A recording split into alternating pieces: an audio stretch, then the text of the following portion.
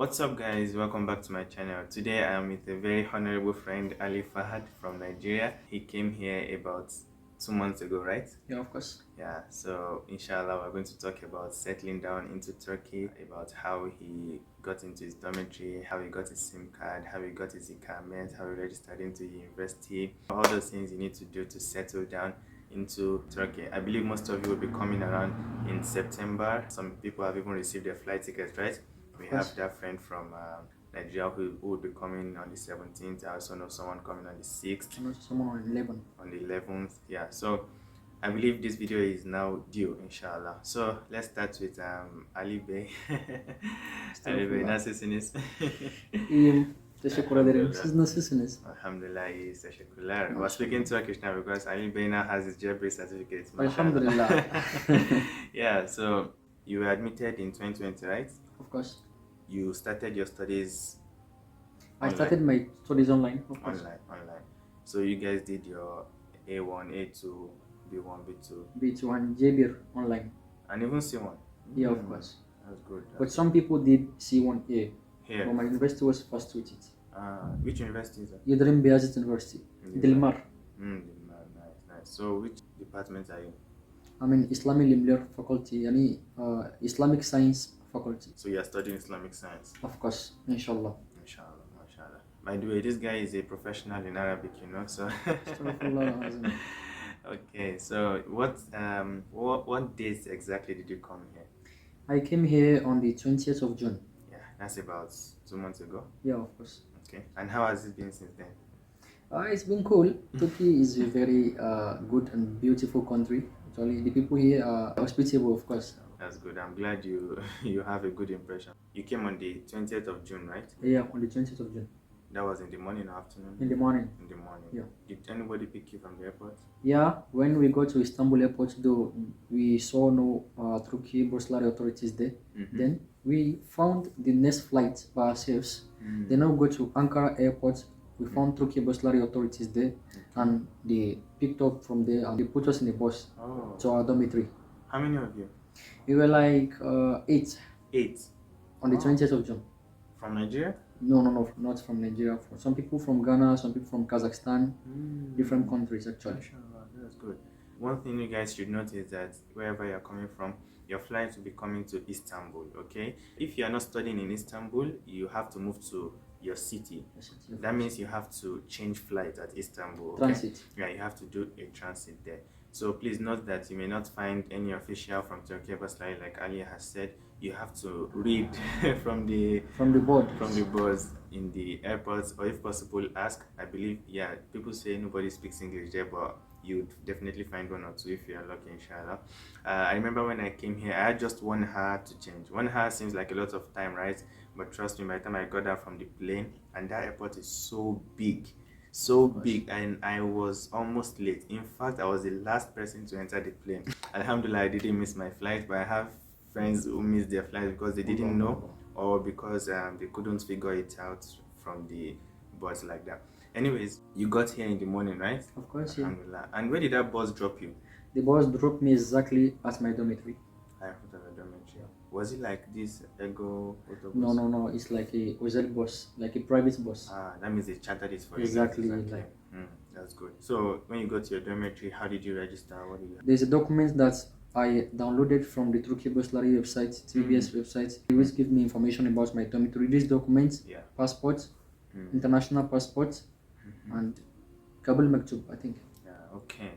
So guys, once you get your flight ticket, once you request for it from the application portal and you get your details, you'll be able to download a PDF document that shows details of your dormitory. Okay, the dormitory you have in place. Everybody will be placed in a dormitory before coming to Turkey. Yeah, so please make sure you get that document and print it out before flying, okay? Print it out before going to the airport. You would need it when you come to Turkey. They can print it out in black and white, right? Of course. Not necessarily colored, okay? So like Ali said, that document, international passport, Kabul Mektubu, and passport. Photograph, and right? Photograph, yeah. Yeah, so that is all you need to get into dormitory. And then they give you internet password, right? Yeah, immediately I got there, I collected internet password. Yes, password. Yeah, so I'll be able to talk to your families again. Okay. Did you go and get your SIM card the next day? What did you do? The next day when I got out, I just went to Truk Telecom actually. So you can also go to any SIM card store you like. When I got there, I just presented my passport, international passport. Then after that, I registered.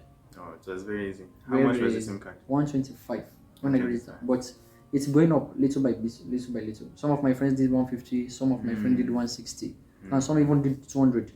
Oh wow. Of course. Oh wow. By the way, guys, Vodafone is a network operator you can choose if you would like to make direct calls to your country, especially for Africans. Yeah. Turk Telecom and Turkcell are expensive, but for Vodafone, it's cheaper, and you can make international calls, especially for Africans who want to call their families back at home directly. Yeah, so that's by the way. Okay, that is good. You have registered into dormitory, you have gotten your SIM card. What's next? What did you do next? The thing is, when I finished C1 from Nigeria, so I was actually waiting for my exam. I'll be doing my exam face to face. So the next, I think I got it on the 20th of June, and my exam was on the 22nd of June. So the next day I got my SIM card, and on the 22nd of June, I went for my exam. Oh, mashallah. So you guys had the exam face to face. How many were you in class? I did my exam face to face, so like 12. 12 in class. How was the exam? Exam was beautiful. It was cool. Actually, it was. You smashed it. The exam was actually easy for me, more than an online exam, because you have internet problem, you have electricity problem. I'm sorry, my country actually. So, and if you don't finish that exam on time, the system will cut off. But I have a lot of time. Like I can see what I'm reading, I can do everything I'm doing. So it's kind of easy, a lot.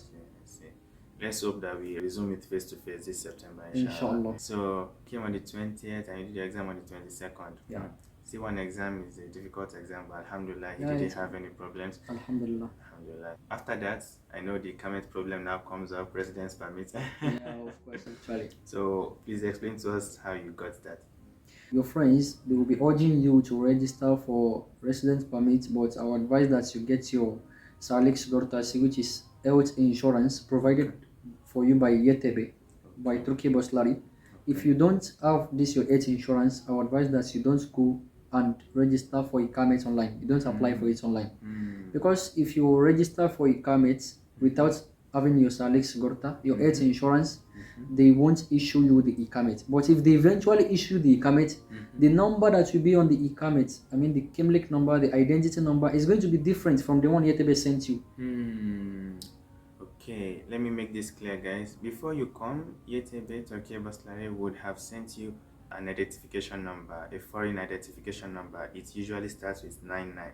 As far as you're a foreigner, your identification number starts with 99. You would get that before coming here. They would have sent it to you through mail. So if you have not seen yours, please check your mail now. You definitely find that email there. Once you come over to Turkey and you apply for a residence permit, that number should be the number on your residence permit card. It shouldn't be different. So it's trying to say that you should make sure that you don't apply for a residence permit without getting your health insurance first, right? Of course. Yeah, you should get your health insurance first. And how do they get that? You go to SGK. SGK has a lot of centers in the city. So you can go to one and you just show them your identification number sent to you by YTB, and then you can print it out. I believe it should be called SGK in every city, right? Yeah, of course. So Social Denklik. Social Denklik Room. Exactly. So what other documents do you need to get your residence permit? Actually, everything is here. So I'd like to add something. For those under 18, they must have like a consent letter. Actually. So this is the letter. No problem. This is for Nigeria. I don't know for other countries. This is for Nigeria. Alright guys, so I'm going to leave a link in the description below. That link would explain to you how to write a consent letter. Yeah, okay, from this consent letter, let me see what I can see. The parents have stated the child's date of birth and the child's passport number. They have mentioned that the child is a beneficiary of this scholarship, Turkiye Burslari. They have mentioned the department the child would study and the university and the state. They have stated that they give full consent to the child's studying, registration and staying in Turkey and other relevant activities. So these are important things to have in your consent letter. And they have finally stated that everything written in the letter is true and in accordance with the law. Yeah, so I believe these are 6 important things to have in your consent letter. Your address, the name of the parent, them giving consent to the child stay study in the country, the departments, the fact that the child is a beneficiary of a scholarship, so please make sure you have this in your consent letter. Thank you very much for this. For those under 18. For those under 18. I would also leave a link in the description below. You can get more information through that link. Okay, so you need this consent letter to get your Ikamet. To get your Ikamet, of course. Yeah. All right. So the documents needed for Ikamet now. So documents needed for Ikamet, you have your photocopy of passports. Photocopy of passports. Yeah. And the original too. On the original, of course. The original too. So they are not going to collect your original passport. Yeah. They will just collect the photocopy and they will just see the original. Exactly. Secondly, 4 biometric photos. Okay. Statements on having sufficient and regular financial means throughout the stay. Your Kabul Mektubu will stand for this. They sent you an email, right, saying you have been accepted to the scholarship. They attach a document there. That document is Kabul Mektubu. The next one is document or receipt for the payment of resident permit card fee. So you guys have to pay 125 lira. Wow. For residence permit. So when you get there, you have to pay the money and you collect receipts. Then you go up and continue your registration.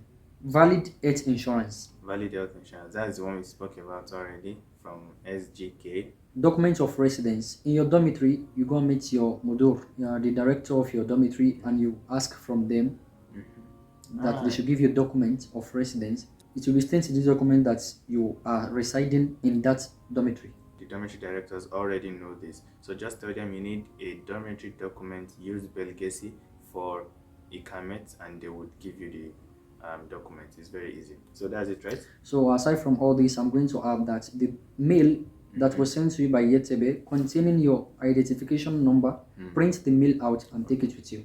Good. That is very, very important.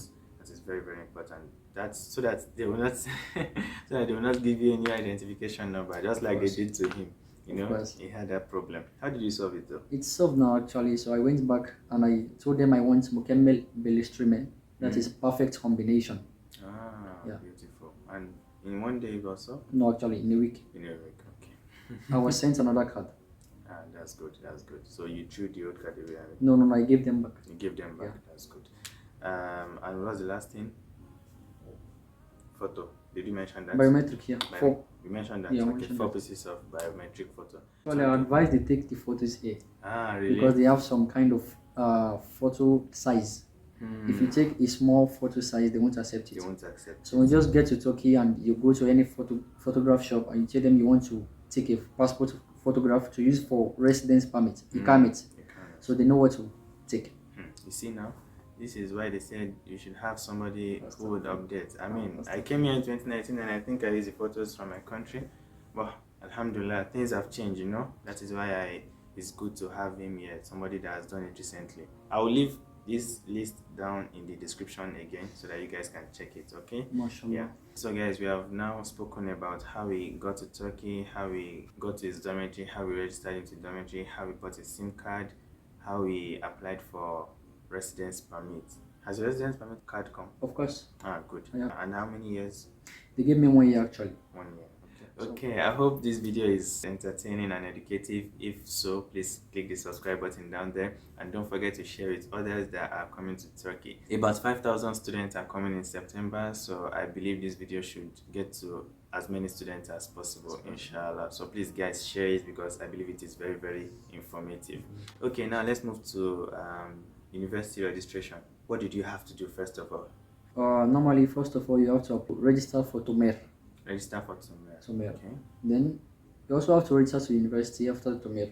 Okay, let's take it step by step. The first thing you have to bother about is registering into your Turkish language course. You have to do that first before you do your university registration.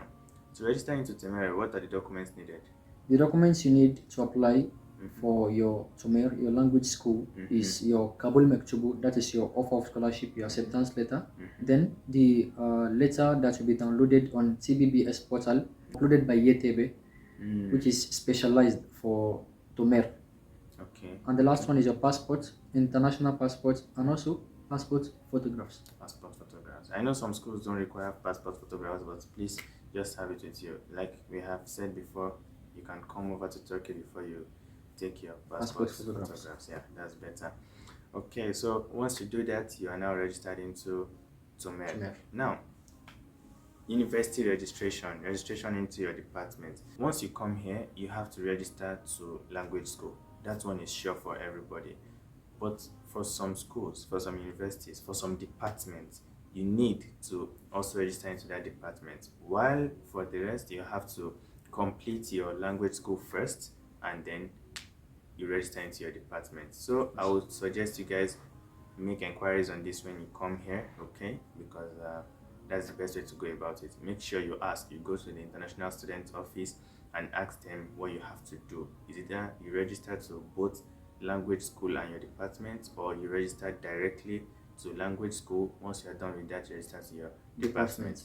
Okay, so now let's talk about registration into the university. Let's assume you have to register into your university once you come here, or you have completed your language course. You now have to register into your university. What are the documents you would need? The first one is your diploma, that is your certificate, and transcripts, okay, medical reports, which will last for at least 3 months, okay, which is valid for 3 months. Okay. Your Denklik. Denklik means equivalence certificate, but this is for undergraduates. We'll talk about that in 1 minute. Okay. C1 certificate for those that will be studying in Turkish, maybe 50% Turkish, 70% Turkish, or 30% Turkish. They need C1 certificate to register. Okay. But for those that will be studying in English language or basically Arabic language, they don't need C1 certificate. Okay. Kabul Mektubu, your offer of scholarship, your passports, international passports, your passport photographs, at least 2. At least 2. Okay, you're in Yildirim Beyazit, right? Yildirim Beyazit. And these are the documents you needed These are the documents. They also need translations, actually, but I didn't use translation. But some universities, they require translation. Actually, in short, I would advise that you certify your documents, your certificates, and your transcripts before coming here to Turkey. If you don't do that, you cannot get your Denklik, that is your equivalent certificate. And if you don't certify it at the Ministry of Education in your country, you have to go through a lot of tiring process when you get here. So I won't advise that. I like the way you worded it. Let's make sure we do that before coming, okay? It's very, very important. Especially for Nigerians, okay? Of course. Especially for Nigerians. Yeah, so the documents everybody would need. You definitely need your diplomas, your certificate, okay? You need your transcripts, your medical reports. I did not use it for Hadetepe. He uses it for Yildirim Beyazit. So who knows? Just have it with you. Denklik, everybody needs Denklik, okay? Undergraduate. The C1 certificate, like I said, like he explained, you need it. Kabul Mektubu, that is your acceptance letter. Your international passport, and your passport photograph. I used 2, he used 2, maybe you need 4, so just have 4 with you. I had 4 with me too. Yeah, okay, so that's good. That finalizes registration into university. Okay, let's talk about applying for Denklik. How did you apply for Denklik? How did you get it? What is Denklik? Denklik is an equivalent certificate, that is a certificate that is going to prove that the education you receive in your country is equivalent to the education here in Turkey. Exactly. So just write e-Denklik on your Google. Oh, you apply online? Of course. Yes. If you apply online, you have to upload all your documents online first.